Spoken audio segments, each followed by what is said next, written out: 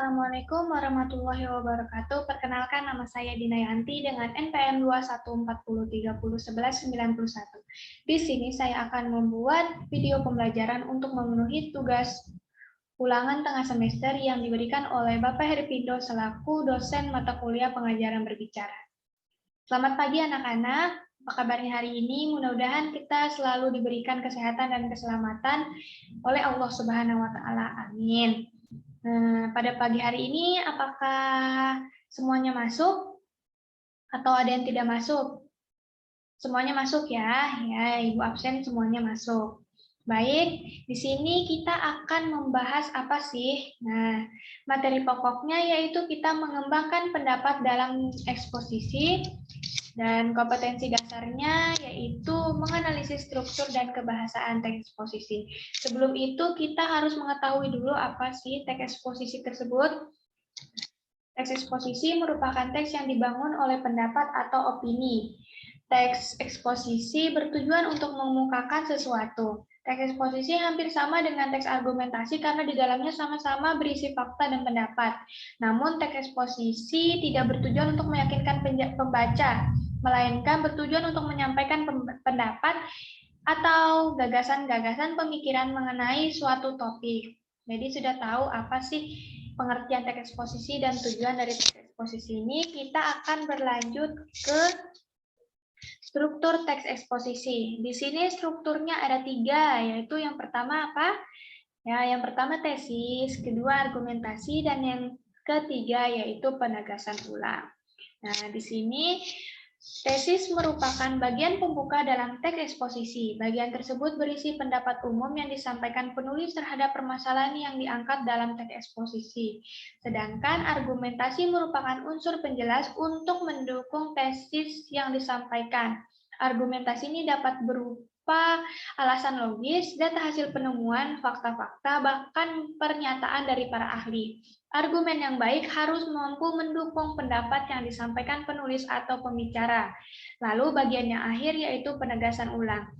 Bagian ini yaitu bertujuan menegaskan pendapat awal serta menambah rekomendasi atau saran yang terhadap permasalahan yang akan diangkat.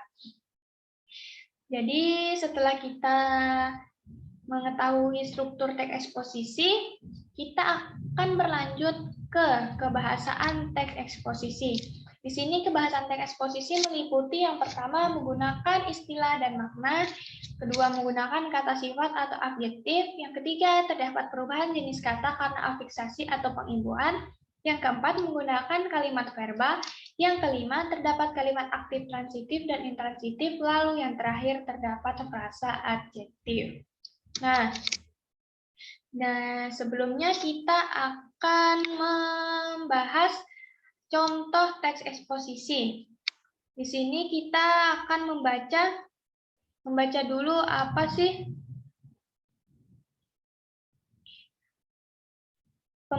teks pembangunan dan bencana lingkungan.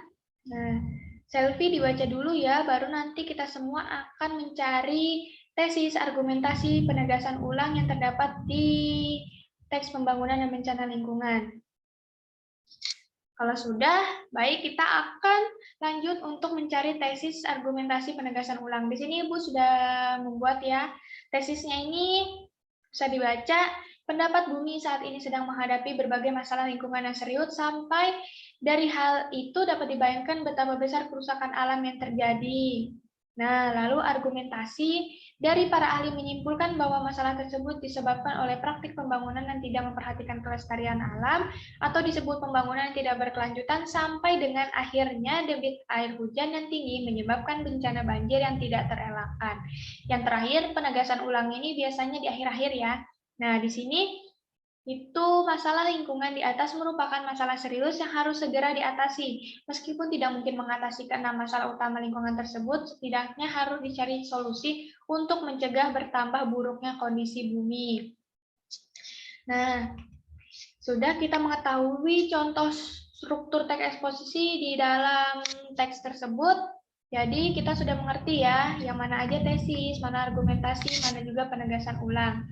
Selanjutnya kita akan membahas nih selanjutnya materinya tentang membandingkan kebahasaan teks eksposisi. Sebelumnya, apa sih perbedaan kebahasaan teks eksposisi ini? Nah, dalam teks eksposisi banyak digunakan istilah yang sesuai dengan bidang permasalahan yang akan dibahas. Penggunaan istilah tersebut membantu penulis atau pembicara memperkuat gagasan yang disampaikan. Nah, itu perbedaan kebahasan dari teks eksposisi. Kenapa harus kita membandingkan kebahasan dari dua teks eksposisi tersebut? Lalu, jadi anak-anak kita sekarang membagi dua kelompok.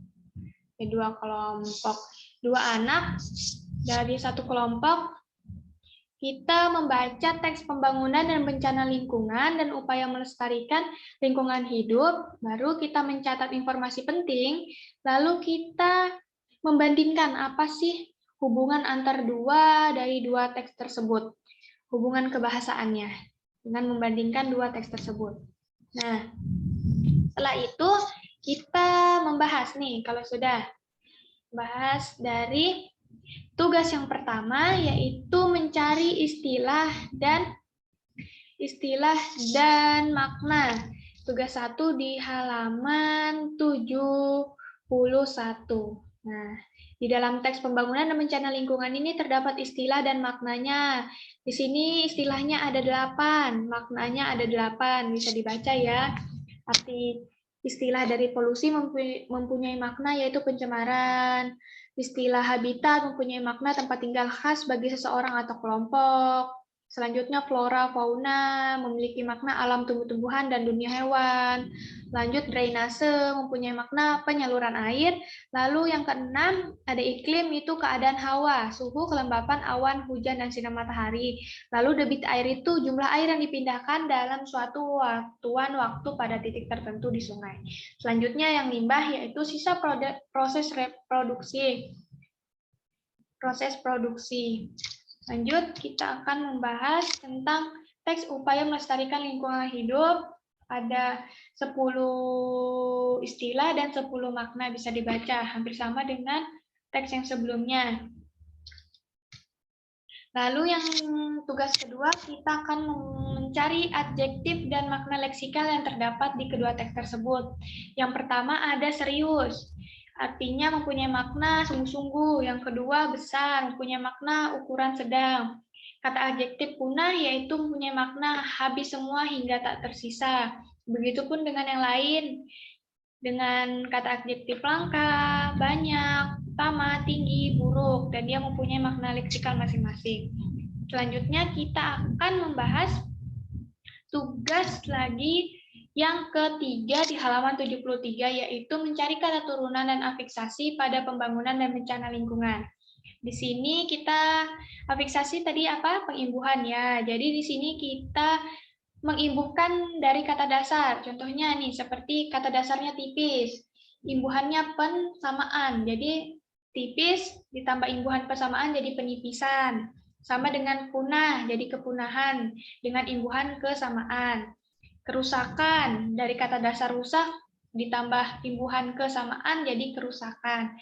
Kemiskinan dan kelestarian juga sama, dari kata dasar miskin dan lestari ditambah kata imbuhan kesamaan jadi kemiskinan dan kelestarian. Selanjutnya kata adjektif dan kata frasa adjektif. Kalau kata adjektif di sini ada lebih keras, paling kaya, paling jauh, paling cantik, lebih pintar. Sedangkan frasa adjektif tidak bodoh, sakit gigi, tidak keras kepala, akan tidak rapi, dan anak kecil.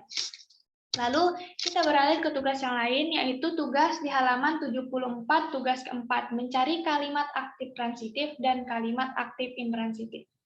Di sini kalimat aktif transitif, para ahli menyimpulkan bahwa masalah tersebut disebabkan oleh praktik pembangunan yang tidak memperhatikan kelestarian alam atau disebut pembangunan yang tidak berkelanjutan. Bencana alam lain yang menimbulkan jumlah korban banyak terjadi karena praktik pembangunan yang dilakukan tanpa memperhatikan potensi bencana. Akhirnya debit air hujan yang tinggi menyebabkan bencana banjir yang tidak terelakkan.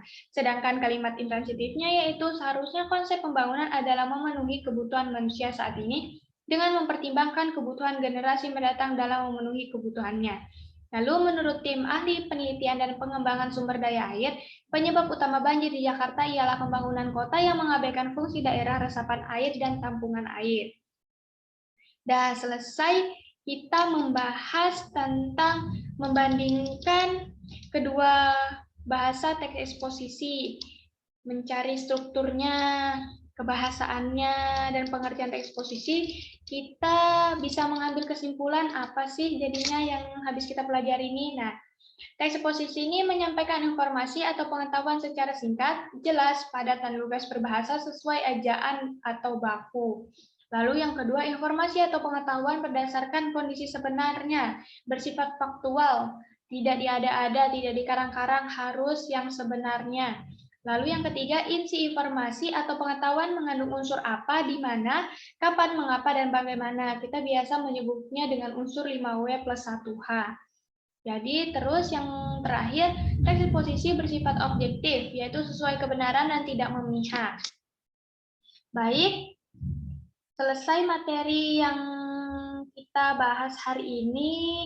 Jika ada pertanyaan, bisa ditanyakan kepada Ibu.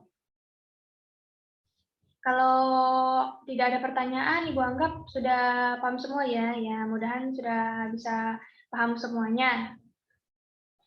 Lalu, Ibu mempunyai tugas yaitu mencari inspirasi untuk ditulis menjadi teks eksposisi. Jadi kita mencari inspirasi untuk membuat teks eksposisi, lalu kita menentukan strukturnya apa saja, terus kebahasannya apa saja.